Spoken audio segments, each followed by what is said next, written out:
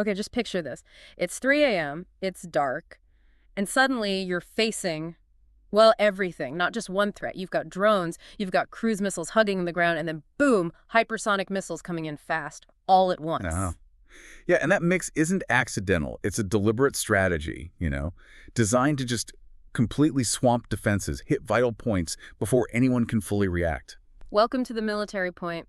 Hey, before we get started, let us know in the comments where you're tuning in from. We always like seeing that. Yeah, definitely. So today, we're really going to try and unpack this huge combined air attack on Ukraine, focusing on what happened October 30th, using the info we've gathered. Right. We'll look at the weapons used, the targets, and what it might tell us about the bigger picture, strategically speaking.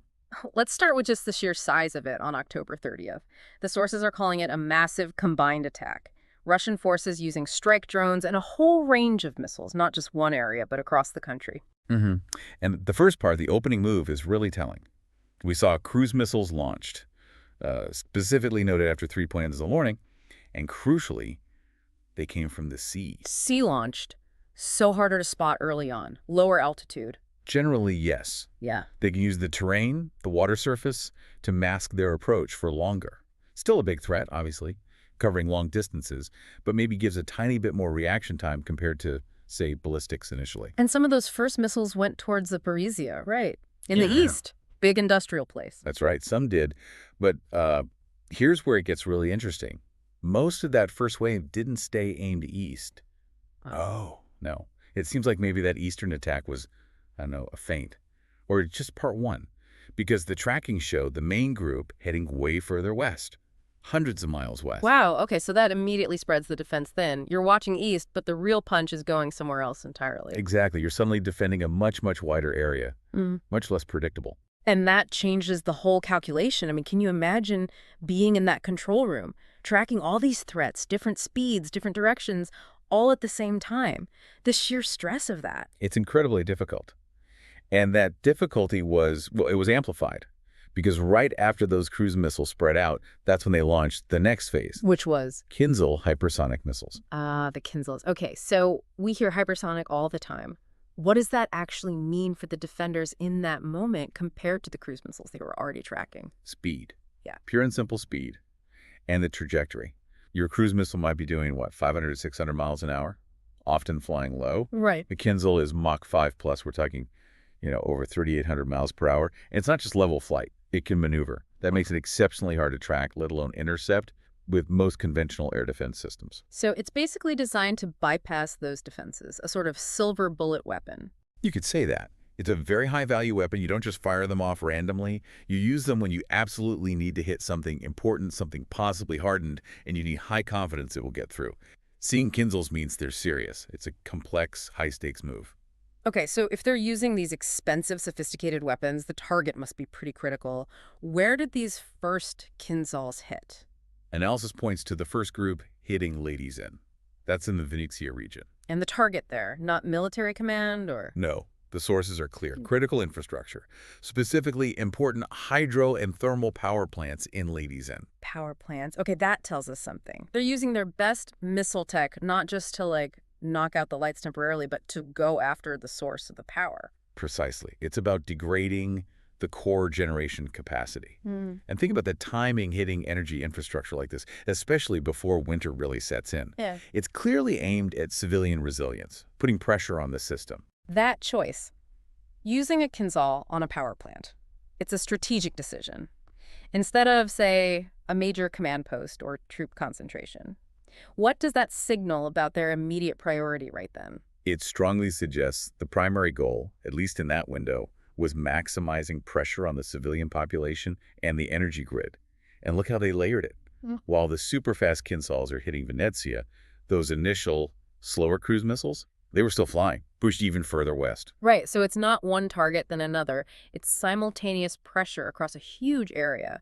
Where did those cruise missiles end up heading? They flew over Kinzhal region, still heading west. Based on that flight path, the likely intended targets were probably in the Ternopil and Ivano-Frankivsk regions, way out west. Wow, so from the sea, hitting Zaporizhia in the southeast, Vinnytsia in central Ukraine, and then pushing all the way to Ivano-Frankivsk near the western border, that's That's the entire breadth of the country almost. It's a massive geographical spread. Yeah. And when you look at the days leading up to the 30th, this wasn't really a surprise attack out of nowhere. You mean there was a buildup? Exactly. This big, complex attack on the 30th seems more like the culmination of a pattern we saw developing. A clear focus on critical infrastructure in the preceding days. Okay, like what? Well, just look back 2 days earlier, October 29th. There was an attack specifically targeting critical infrastructure in the Odesa region. But that time, it was primarily with strike drones. Ah, the Shahheads, or similar types, the cheaper, slower ones. Well, that's right. Much cheaper, easier to produce in bulk. You can launch a lot of them. They're essentially attrition weapons. And did that drone attack have much impact? It did. Sources say Podilsk, a town in the Odesa region, lost power completely. So even those cheaper drones can cause significant disruption. And, importantly, they force the defenders to react. Right, you have to shoot them down, which uses up missiles. Exactly. Drones serve multiple roles. They can find targets, they can cause damage themselves, and they make the air defense reveal itself and, crucially, expend its limited, expensive interceptors. And the sheer number of drones they can use. I remember seeing figures from earlier that week. October 25th, wasn't it? That seemed like a huge volume attack. It was. On the 25th, the reports indicated an attack involving 9 ballistic missiles, which are also tough to intercept because of their trajectory, and 62 attack drones. A huge wave. 62 drones plus ballistic missiles. How did the defenses cope with that? The report stated air defense managed to shoot down 4 of the missiles and 50 of the 62 drones. 50 drones down. On the surface, that sounds like a huge success, and it is, testament to the defenses. But strategically, shooting down 50 cheap drones costs what? That's the dilemma, isn't it? It costs potentially 50 very sophisticated, very expensive interceptor missiles. Missiles that are much harder and slower to replace than the drones they're taking out. So it's a numbers game. They use swarms of cheap drones to force the defenders to burn through their high-end interceptors. Soften them up, maybe? That's the likely strategy. It's strategic attrition. Use low-cost threats to force a high-cost defense, possibly depleting stockpiles or wearing down the systems before you launch something like a Kinzhal that needs a clear path. And we have to remember, behind all this strategy and tech talk, there's a real human cost. These aren't just abstract events. The sources also mentioned Kiev being hit around that time, October 26th. Yes, tragically.